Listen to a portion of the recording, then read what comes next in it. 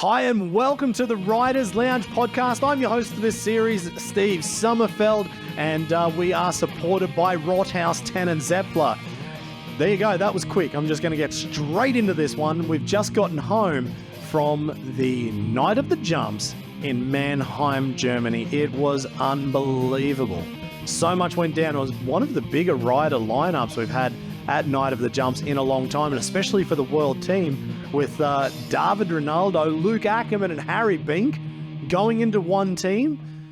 You could be forgiven for thinking this would be a slam dunk for the world team to finally get a win in 2023.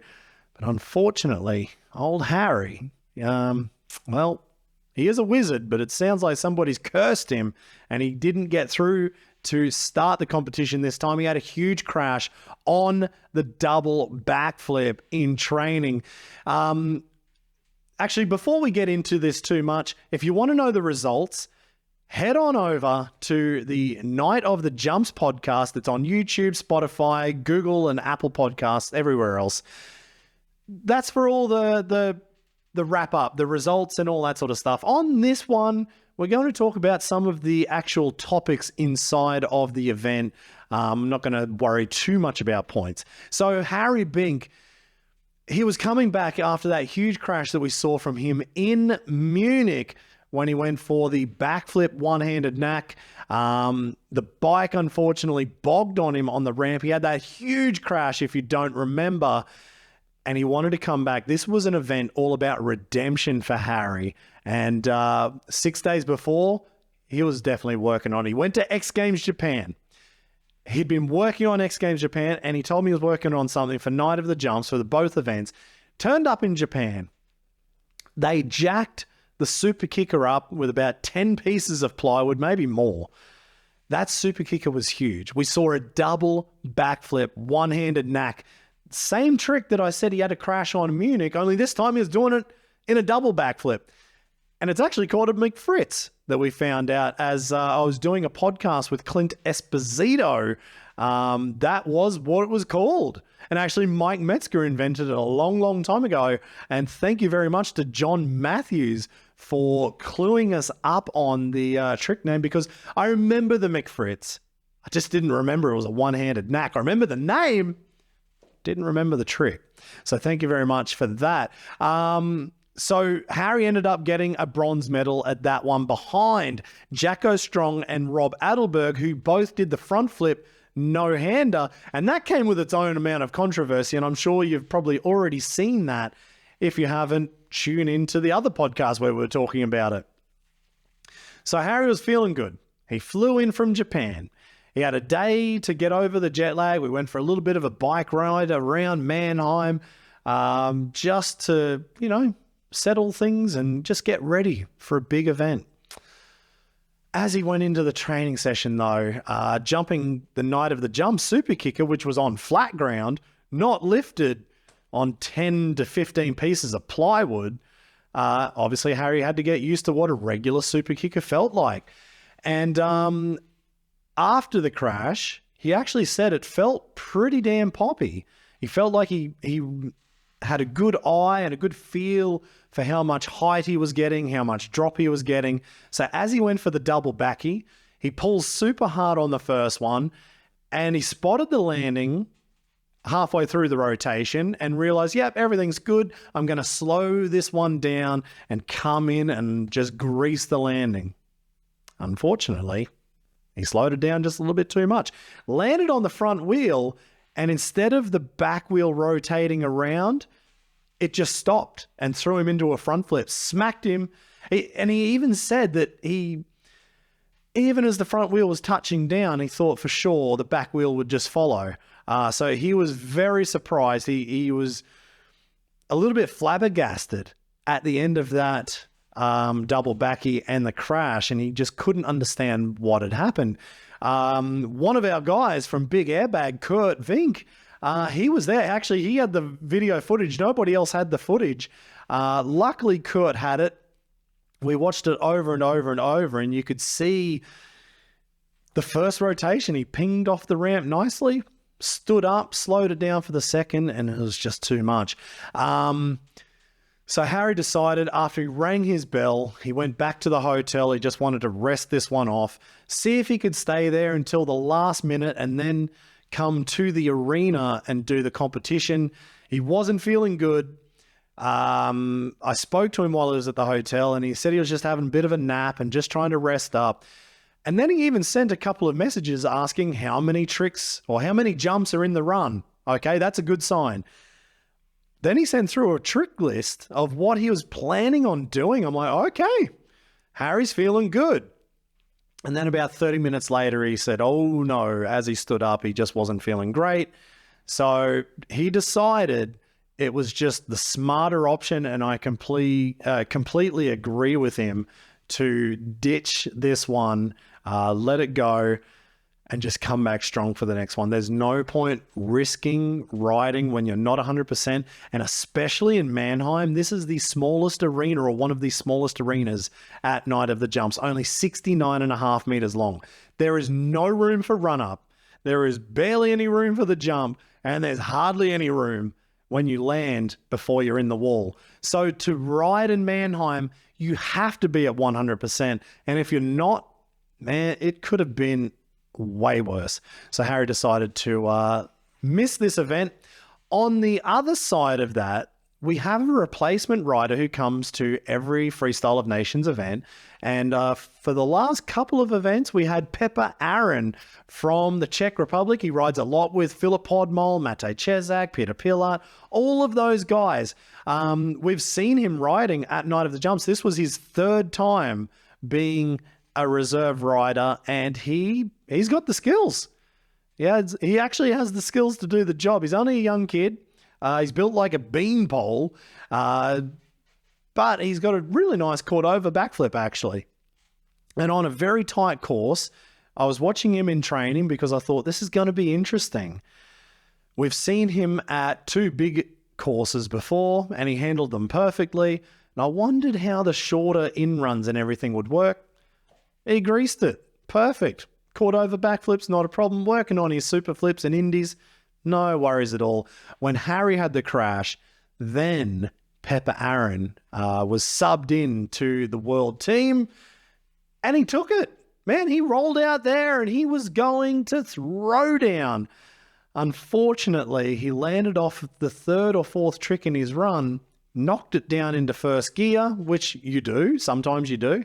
As he was getting his flip levers ready, turning on the steering stabilizer, getting ready to throw down, probably, who knows, maybe it was that Cordova backflip. But as he was on the run up, he realized he was in first gear still, and it's happened before. I know a lot of riders have done this. And he had the perfect dismount. He waited with the bike as long as possible.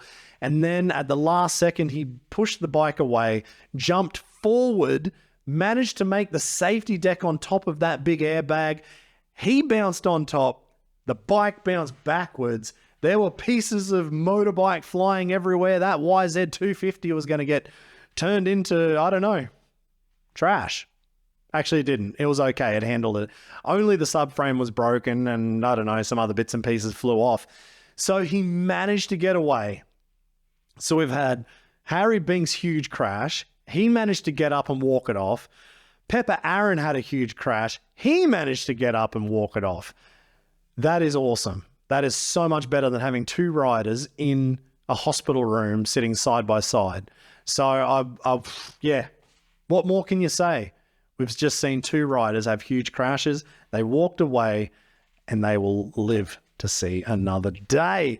So that was kind of the Harry Bink, the Pepa Aron scenario. Very bad luck for both of those guys, but I'm stoked that they got away with it all. But throughout the night, actually, watching the mountain bikes, the BMX, the scooters, it was awesome. Those guys stepped it up another level. And actually, before we even got to the competition, whoa, let's just remember what happened in training. So as the freestyle guys are doing their training, Simon Godziek, one of the best mountain bike riders in the world, rides Red Bull Rampage. And if you've ever seen Red Bull Rampage, you will know how gnarly that is. That is free ride on another level.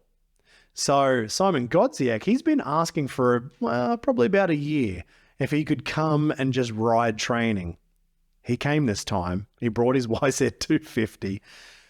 He chose probably, again, the worst arena to do his first ever ride at Night of the Jumps. I thought, oh, this is super tight. You come around the corner. There is no ifs or buts. If you're going towards the ramp, you'd want to get the gas on and you'd want to pull it on hard. And he did. And he was riding good. He had some pretty damn nice knacks, actually. Double grabs, knacks, whips. I don't know. There was a few more in there. I was actually a little bit busy. I didn't get to see it all, but he was out there for a good while. And he told Rachel that he had a fair few plans on the tricks that he wanted to throw out in training. In the end, he was just having fun throwing whips inside the SAP arena. So the cool thing is we've got that cross-discipline thing going on right now with Simon Godziak. Will we see him ride freestyle motocross in the future at Night of the Jumps or anywhere else?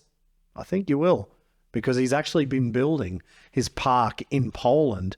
So he's been training a lot, actually, in FMX, and I think that's awesome. Imagine if guys, actually, we were talking about this. Imagine if someone like R. Willie, who also crossed over from scooter to BMX to mountain bike to whatever, imagine if he jumped on a freestyle bike and just started sending it. Or we've seen guys like Pat Bowden who can double flip a dirt bike. He then rolled in and starts double backflipping on mountain bikes. So, I love seeing that kind of cross-pollination of ideas. It's unbelievable.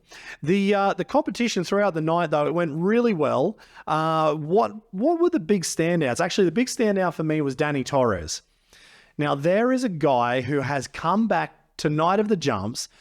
He's come back to freestyle motocross after basically retiring out of injury. He's now had a full knee replacement, not a reconstruction. This is the real deal. This is titanium and all as the joint. There is no original joint anymore. He rode good in Berlin, but he had a couple of mistakes. Well, he fixed up those mistakes in Mannheim, and he threw down a pretty clean, rock-solid backflip. I don't know what to say. Like, he's just a legend. And the fact that after having so much time off the bike, he can get back out there. He's riding a Yamaha. He's jumped off the KTM. He's on a Yamaha. And he's still throwing down the biggest tricks in the sport. So Danny Torres, he really impressed me. And he got 85 points. And I think that must have put him in 5th. No, that was 4th position. He got 4th overall. He was only beaten by Mark Pignol, who ended up in 3rd overall for the night. And he had the Cali roll, which, again, talking about this small arena, I would say the hardest trick for anybody to do in Mannheim was the Cali roll, because it's not the trick that was so hard. It was getting to the ramp in the first place to ride side saddle with the right leg on the left-hand side, side saddle takeoff, then reaching back with the left hand in the grab. There's only 2 points of contact with the left foot on the foot pegs and the right hand on the handlebars, and I guess your backside on the seat. That's 3. That they can even steer and get close to jumping the ramp. Every other trick, you come around, you're riding normal. But for that Cali roll, Pignol and Michael Malero found it incredibly difficult. So Pignol, he threw down the body varial and a front flip in his run. He was looking super clean. Michael Malero, same thing again. Cali roll, exact same style. Front flip as well. And then he threw in a front flip no-hander as the double up. But Luke Ackerman, well, he wasn't having a bar of it. The only thing Luke didn't do that those other guys did was the Cali roll, was a body varial. What did Luke do? Double backy, as you can imagine. Front flip, of course. He jumped every ramp on the course. 360, and the only rider to jump the quarter pipe, and did his first flare on an airbag, which I feel we will see that more. we will see that more. And probably when those, like we do have a wedge actually that lifts the airbag up even higher. That's the next gen wedge. And I think that's where we'll start to see more quarter pipe variations. And that's the whole idea. I'd love to see, like we've actually got a couple of 2, 3. I think we've got 3 quarter pipes there. Imagine the different locations we could have a quarter pipe where they can go higher and have more time to throw out bigger quarter pipe variation. I think it'd be awesome. This synchro competition, that was tough. That was the same problem again with the small arena, trying to get 2 riders to take the run up at the same time. Every team had dramas. It was tough for everybody. And it was only lucky for Luke Ackerman and David Ronaldo that they took the win, because even both of them on the cliffhanger, they both made a mistake, but in the end, the mistake was synchronized. Like, did that help them win? I don't know. That's about the closest I can get to saying that helped them win. And Richard Zelinka, he was back. The scooter guy from Czech. He is one of the best in the world. And to see him take that roll in with these tiny little wheels, I just don't even know how he doesn't blow out from the G-forces as he hits the ground. But man, he's under control. So it was good to see him throwing twisters. I think he went for a 1440. He just didn't land it. But yeah, he was one of the highlights of that event. So after 4 rounds of competition, Luke Ackerman, he's got a clean sweep right now. If anything happens between now and the 5th round of competition at Night of the Jumps, Michael Malero would be the only rider who can possibly beat Luke Ackerman for the World Tour Championship at the end of this year. At the moment. Anything can change, but I'm just putting it out there. But it is actually quite a tough battle between Pignol, Ronaldo, and Philip Podmol, who could be in 3rd, potentially 2nd place. Yeah, that is actually very tight.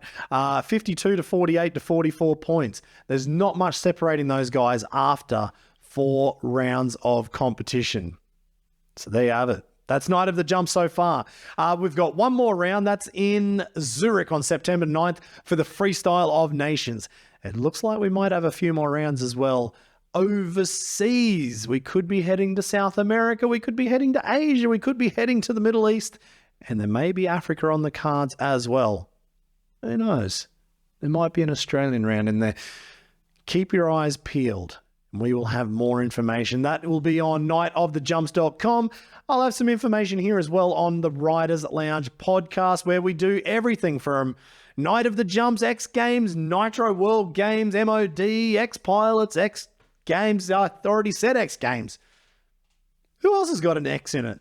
X Nights? Gladiator Games? Everything's a Games or a Night or a X or whatever. Whatever event it is, we'll cover it here. Got plenty more interviews coming up, so thank you very much. Keep your eyes peeled and your ears open. There's more podcasts to come. Catch you later.